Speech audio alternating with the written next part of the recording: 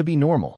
One of them adjusted his belt, eyeing me like I'd just crawled out of a swamp, while the other listened to the woman's high-pitched shrieks. She was clinging to my fence like it was a lifeline. "He broke into my property," she wailed. And yeah, I wanted to laugh, but anger kept it locked down. My cabin, every nail and every tree out front, was mine. I'd owned this place for years. And here I was, being treated like some random trespasser. One officer stepped closer. "Sir, we're going to need some ID. Step over here." I could feel the guests at the party watching, whispering behind their phones, ready to catch the spectacle. My hands trembled, not from fear, but humiliation, having to prove who I was in front of people who thought they were watching a criminal. "Get hauled off." The woman leaned in toward the cops, lowering her voice just enough so I could hear. "I told you, he's been hanging around before. Dangerous. Get him out." That was it. Stay calm. Always let them dig their own hole first. Seconds ticked by, then the taller cop's face shifted from casual to puzzled. "Sir," he said, "it says here you're the registered owner of this cabin." Silence. The smirk vanished, the laughter froze midair. Her eyes widened, but she tried to play it cool. "Oh no, that can't be right. You must have the wrong record. I'm with the homeowners association. This property falls under our rules." My blood boiled. I had no HOA. I stepped forward, calm but deadly serious. "There is no HOA here. You forged your way onto my property.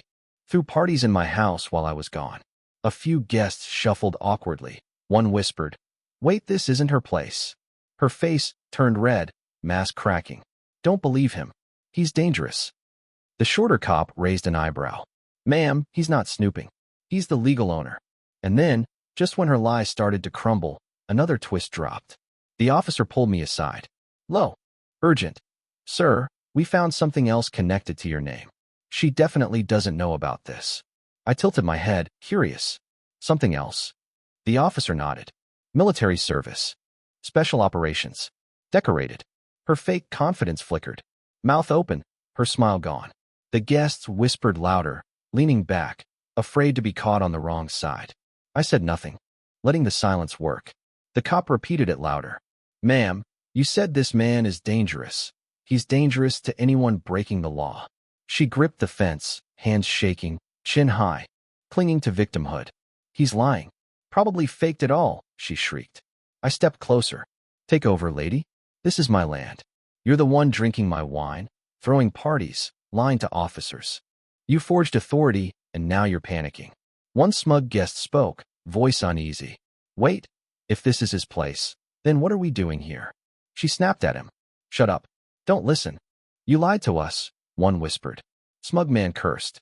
She tried casual, grabbed a wine glass, hands trembling, shattered it against the deck. "Doesn't prove anything," she shrieked. Recording shifted, her taping a fake HOA notice on my door. Officers froze the frame. "Ma'am, this is beyond a dispute. Forgery, trespassing, maybe more. Arrest her." Guests snapped bitterly. She backed away, shaking, voice breaking. I was protecting the community, but the red and blue lights reflected in her terrified eyes. I crossed my arms, whispering, "Game's over." She bolted for the dock, heels clattering. Guests gasped. "You'll regret this," she screamed. I stepped forward. "We know exactly who you are." The cop caught her halfway down, wrist locked, fight drained from her. Cuffs clinked over water. Guests frozen, ashamed. Smug man muttered, "Unbelievable." I walked past broken glass and spilled wine, boots heavy, not with fear, but reclaiming what was mine. Officer turned, respectful. "Sir, we'll need a statement tomorrow, but tonight, she's not coming back." I allowed a small smile. "Cabin back. My home." She thrashed one last time. "I'll sue." Her voice cracked. No one believed her. Patrol car doors slammed. I stood on the porch, exhaling. Cabin quiet, lake lapping softly. I looked at the crowd dispersing. I didn't fight for this. Country to be told I can't step foot on my own land. Lights faded into the trees, leaving crickets and porch lantern glow. Half-empty glasses, broken bottles, lie scattered. I let anger drain. A neighbor stepped forward. "We're sorry.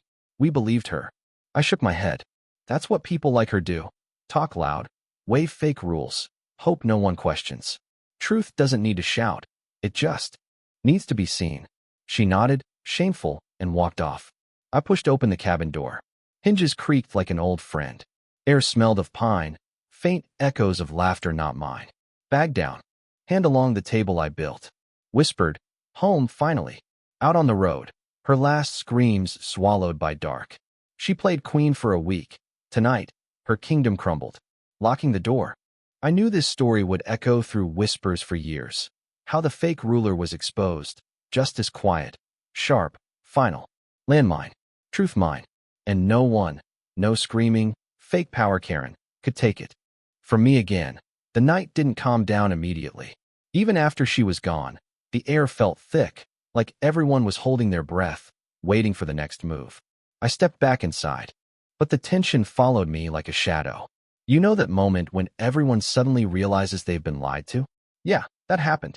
Guests who were laughing just an hour ago were now staring at the floor, shuffling out silently, pretending like they weren't part of it. Some of them kept glancing at me with that mix of guilt and awe, like they'd just witnessed someone finally owning their power.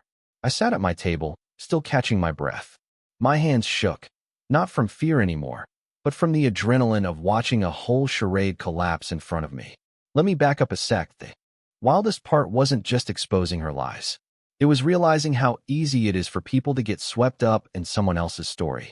For a week, she'd made them believe she had authority, made them question reality, made me look like the bad guy. All because she played loud, and nobody bothered to check the facts, until now. And that's when I noticed it.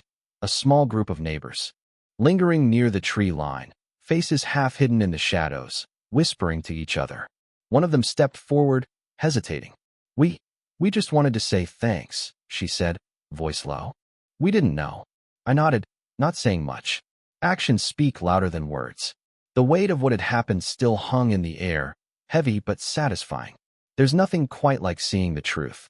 Finally cut through all the noise. I walked toward the window, looking out over the lake.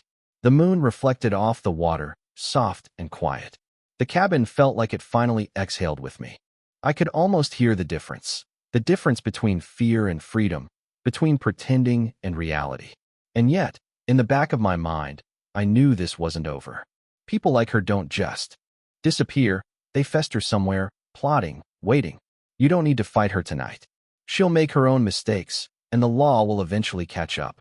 That's when it hit me, my own sense of calm, the first real peace I'd had in days. I walked through the rooms, checking the doors, feeling the walls, the floors, the table I built with my own hands. Everything was intact. Everything was mine. Not just the land, not just the cabin, but the right to call it home without someone else twisting the story. The next morning, the sun came up, painting the cabin in gold. I knew I'd have to make statements, answer questions, and probably deal with some lingering legal mess, but none of that mattered in the moment. The truth had already won. The hard drive, the cops, the exposure, it all worked. And for the first time in a long while, I could just breathe. I stepped outside, boots crunching on the gravel again, but this time with a purpose. The lake shimmered. The wind whispered through the pines, and I felt something I hadn't felt in years, control. Not over other people, not over their lies, but over my own life.